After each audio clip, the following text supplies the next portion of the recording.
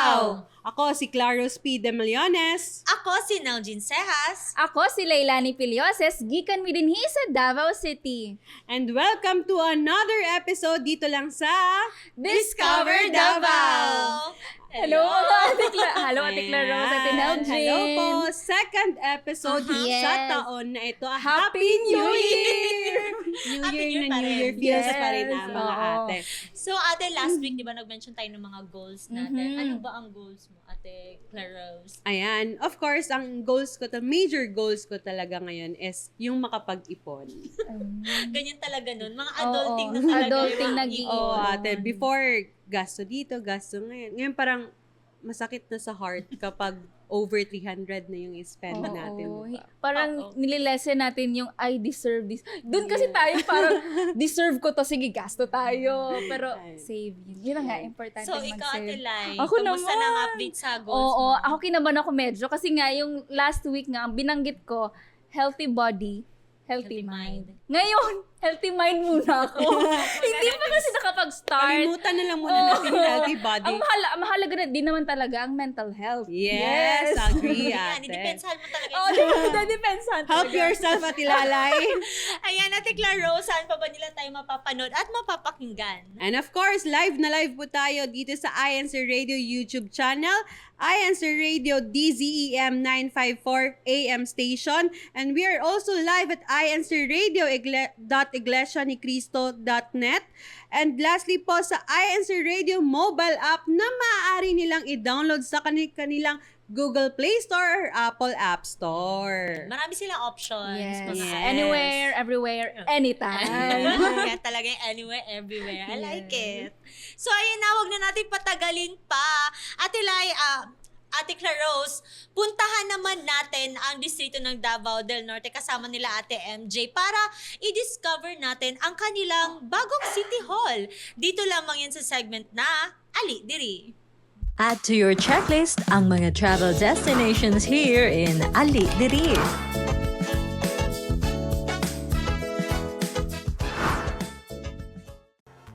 Welcome sa Tagum City. Tara at explore natin ang isa sa mga pride ng Tagum City, ang New City Hall.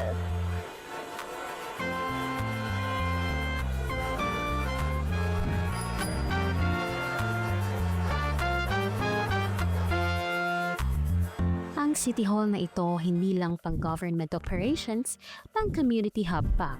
Moderno, malaki at napakaganda.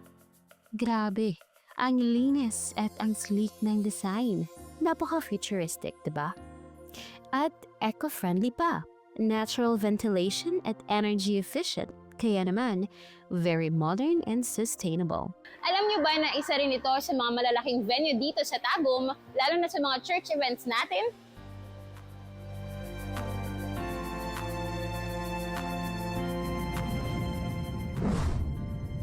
Hindi lang ito isang opisina o di kaya isang lugar na merong malaking atrium. Ito din ay merong outdoor facilities na pwedeng pag-enjoy ang barkada at ang pamilya. Kaya mga fitness enthusiasts, tara na! Maganda talaga mag-exercise upang mapangalagaan ang ating katawan. Bukod sa mga pang-workout, maganda din ang park na ito upang mag-take ng worthy photos.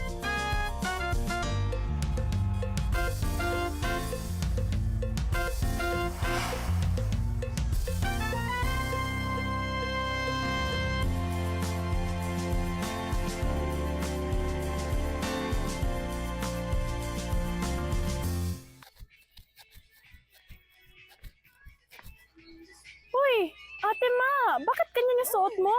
Yes, kasi tinatry ko lang mga equipments ito at Nicole para sa susunod, dito na ako mag-workout. Kaya, sa mga maraming excuse dyan, kaya hindi sila nakakapag-workout kasi daw mahal ang mga gym membership, ito, free na para sa lahat. Tara, mag-workout na tayo.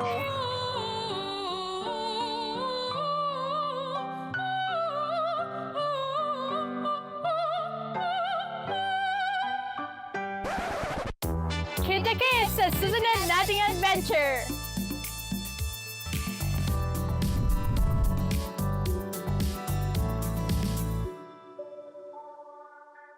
Kaiba naman talaga yung bagong City Hall ng Davao del Norte. Gusto kong puntahan yan. Parang nasabi ko bigla, state-of-the-art facility.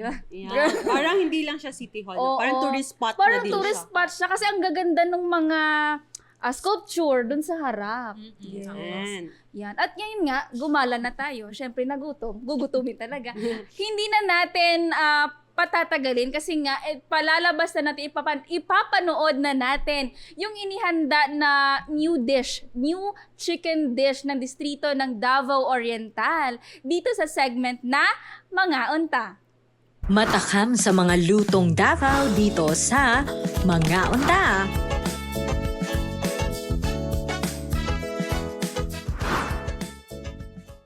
Hello mga ka-discover! Welcome sa ating segment na Mga Unta. Halika kayo at papakita ko sa inyo ang kakaibang delicacy dito sa Davao Region, ang tinatawag na nilutlot na manok. Ito lamang ang mga simpleng mga sangkap na gagamitin natin sa nilutlot na manok. So ang pinakauna natin gamitin ay ang bamboo tube or ito ay isang kawayan. Yan. At meron tayong native chicken, meron din tayong onions at mga lemongrass, at meron din tayong ginger at ang kanyang red pepper at itong sibuyas or sa atin naman sibuyas dahon, at ito din tinatawag na sangig. Yan. So umpisahan na natin at ating ihanda kung paano lutuin ang nilutlot na manok. Kanina ay na-marinate ko na ang chicken gamit ang mga kakailanganing sangkap. Ngayon naman ay ang exciting part. So, atin nang ilagay ang ating na-marinate na chicken dito sa ating bamboo tube. Yan, it's my first time talaga na gumawa nito. Kaya tingnan natin kung ano ang kakalabasan nito. Hang masarap talaga. Ayan, so dahan-dahan mong ilagay ang marinated chicken. So, pwede ding gamitin ng kamay. Ayan.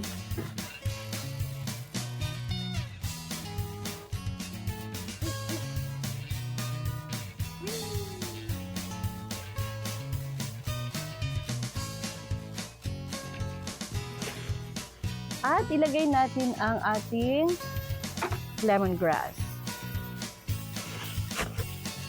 So, ito din siyang magsilbing parang pang sarado natin. Yan, parang ready na to. At ito na, hinahanda na natin ang ating lutuan. So, dito natin ilagay yung ating bamboo tube na may chicken sa loob. So, make sure lang talaga na yung ating fire ay malakas para sigurado tayong lutong-luto ang ating chicken. Yan. Kanina ay naihanda ko na ang lalagyan na or ang lulutuan natin.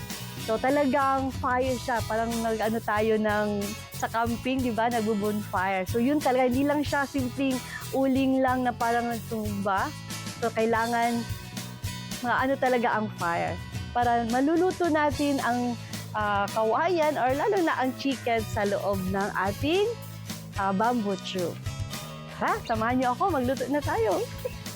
Ayan, ready na ang ating lutuan. So make sure talaga na medyo malaki yung apoy para siguradong lutong-luto itong ating chicken inside the bamboo tube. Mainit na talaga. So ilagay na natin yung ating bamboo tube. Parang kasama siya sa mga kahoy. So, kailangan natin ng more apoy. Kung mawala ang ating apoy, kailangan nating pa yan. Ayan. Ang malapit na maluto ang ating nilutlot na manok. So, makikita natin yung medyo dark na ang dito na side sa ating bamboo. So, maya-maya, pwede nating ikutin yan. Talagang ganito kataas ang fire para lutong-luto talaga ang ating chicken.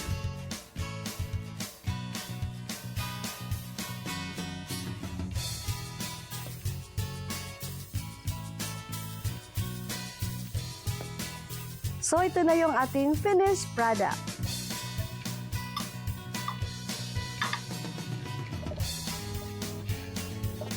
Yan. So, unti-unti na nating makuha yung ating ilagay na manok kanina. Napakasarap ng amoy. It's tikiman time. Yan, tikman natin ang ating nilutong manok sa loob ng ating kawayan tube. Pang maparami ang kain natin ito.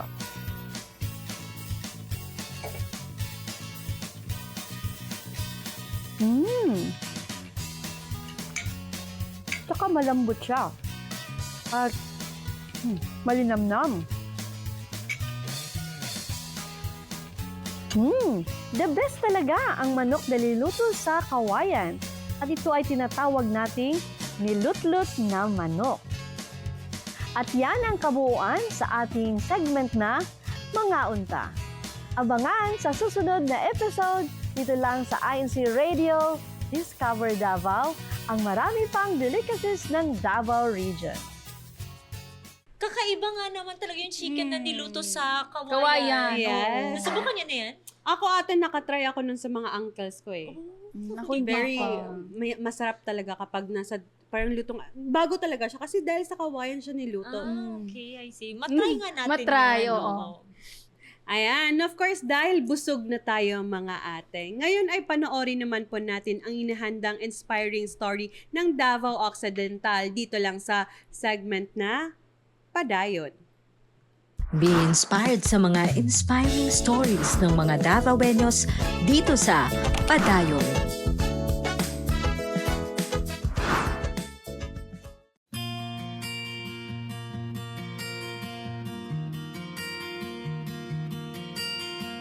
Magandang araw po, salamat po at kami po ay nabigyan ng pagkakataon na makapanayam ang isa sa ating kapatid na nagsisilbing inspirasyon sa marami sa ating mga kapatid na naipagtaguyod ang paglilingkod at pananampalataya sa kabila ng mga pagsubok sa buhay at mumuhay habang tayo po ay naninirahan pa sa mundong ito. Ang makakasama po natin ngayon ay isang kapatid na hindi lang abala sa negosyo kundi patuloy din na nagsusulong sa kanyang paglilingkod sa loob ng Iglesia ni Cristo. Magandang araw po. Magandang araw rin po. Maraming salamat sa pagkataon ito. Kapatid na Edward, maaari po ba ninyong ibahagi ang inyong pangalan at ang inyong negosyo? Ako po si kapatid na Edward Embalsado, nakatala sa lokal ng maliit na distrito ng Davao Occidental. Ang tungkulin ko po ay katuwang diakono sa panahon ng pagsamba. At ang negosyo namin ay cellphone repair shop. Sa kabila po ng pagiging abala po niyo sa negosyo, paano po ninyo nababalanse ang inyong negosyo at pagtupad sa tungkulin sa iglesia? Lisod yun, pero itagaan niya na mahigayon ang Diyos unahon para mag-guide gid siya sa moa sa among negosyo, tapos unahan niya na ang pagtupad. Naman po'y panahon niya na ipagsulay, pero unahon niya na mo ang Diyos. Ano po ang mga sakripisyo at hamon na inyong naranasan sa pagtutok po sa inyong negosyo at paglilingkod? Tungod sa among negosyo, nakatabang po sa moa pagtupad sa mga gawain sa lokal, dako kayo og katabang ang negosyo. Kung wala among negosyo, malisod mi og unsa among matabang sa mga paluhaton. Pero maayo kay Ginoo kay gitagaan may negosyo para napod may magamit sa among pag-alagad. Pwede po ba kayong magbigay ng ilang payo sa mga kapatid na nahihirapan sa pagbabalanse sa kanilang negosyo at pananampalataya? Yung akong mapayo sa mga igsoon na nagaplanong maayong panginabuhian, dapat unahon din mo ang magsangguni sa Diyos. Tapos dapat magsakripisyo man jud ka usa ka tagaan sa Dios o panginabuhian man, panata jud ka. Tapos kung nana kay panginabuhian, dapat makontento ka kung unsay atay sa muha, magsakripisyo ka, dapat taas ka og pailog kung nana kay panginabuhian, kay nay panahon nga tagaan ka pagsulay sa Ginoo, panahon sa pagtupad tagaan ka niya sulayan ka niya Nga asay unahon nimo ang paginabuhian og sa pagtupad sa tungkulin. Pero unahon gyud mo ang Dios kay kung unahon nimo siya nana siya giandam mga panalangin para sa moha. Maraming salamat po kapatid na Edward sa inyong panahon at inspirasyon. Ang inyong kwento po ay patunay po na sa gitna po ng mga hamon sa buhay, kapag sumasampalataya at magtiwala tayo sa magagawa ng ating Panginoong Diyos, ang lahat ay magiging posible.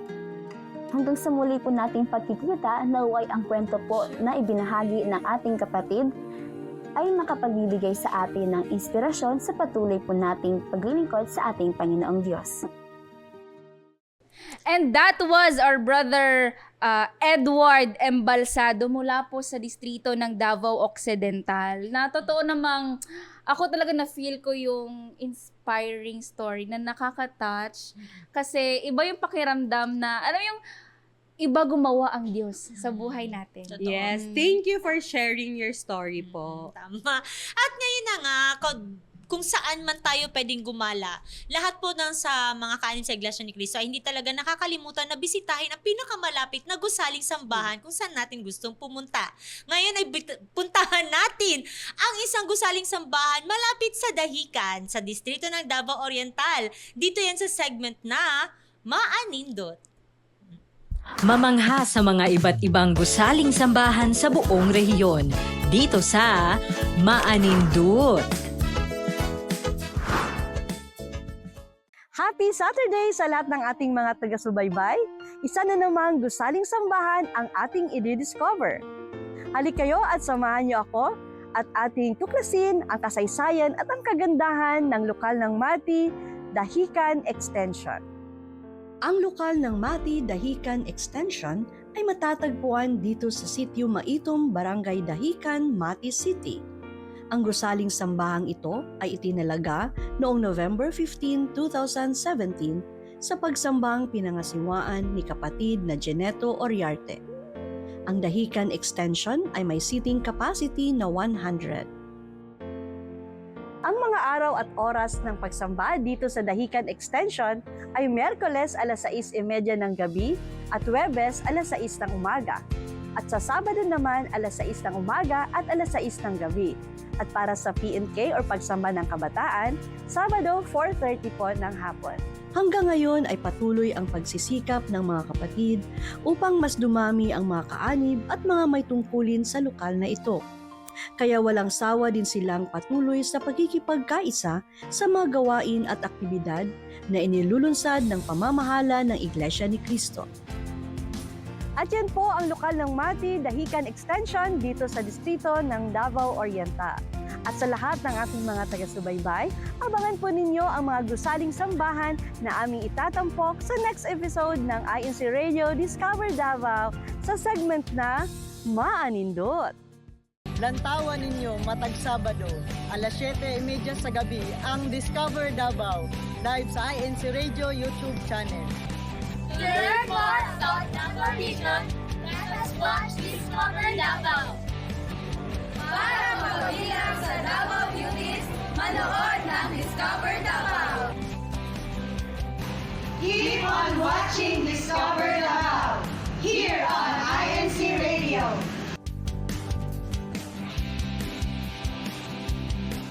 Ayan, no need nang mag-worry yung mga gustong gumala dyan sa Dahican, sa Davao Oriental. Kasi nga, meron ng gusaling sambahan, ang Dahican Extension. Ayan. At maraming salamat po sa greetings po mula po sa distrito ng Davao City. At binabati po namin ang aming tagapangasiwa, ang kapatid po na Macleo V. Ibasco.